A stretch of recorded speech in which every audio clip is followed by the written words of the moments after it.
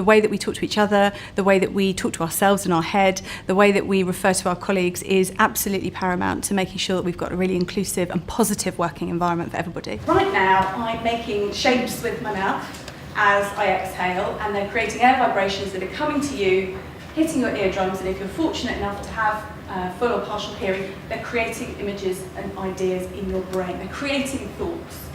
What thoughts are you putting in people's heads with the language that you're using, either consciously or unconsciously? Often we really don't realise what we're saying. So for instance, when we use phrases like he only works part-time or she really wears the trousers in that team, what we're doing is creating an image in someone else's mind of that person, and it might be a really unfavourable one. And so without realising it, we're actually limiting that person's potential because of a stereotype that we put upon them. So we might mean to say something, but what we use is a metaphor or an analogy that actually is received in a very different way. So it's really important as both speakers and receivers that we examine some of the language we're using and just make sure that it's really fit for purpose. So many trigger words that I witness all the time. A really common one is the use of but, where people are giving feedback to one another. So they're trying to say something really positive to someone and say, you're really good at hitting your numbers, but you're really not popular with our clients. And of course, our brains scan for the negative. So what people remember is just the negative piece of that. So what's intended to be a really positive piece of feedback really does backfire.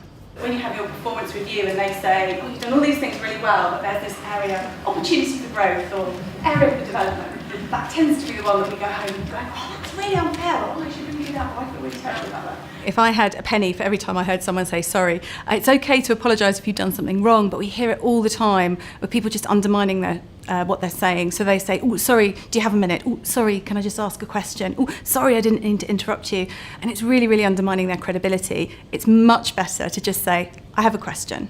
Do you have a moment, please? We can still retain respectful message, but we don't need to apologise all the time. The problem with just? Well, just, if you're going to be just a minute, is absolutely fine. The problem with just is when we use it to diminish the importance of what we're saying. If you're delegating a project, for instance, and you say to someone, oh, can you just run this project? You're really undermining the work that it's going to take for them to do that. And that can really put them into a really negative mindset. The advice I would give to somebody who wants to try out these new things, to just give it a go, using and instead of but, for instance, and try it out. See how it fits for you. There is no one size fits all. There is no rule for everybody, but try it out and see how your people that you're speaking to, how differently they might receive your message.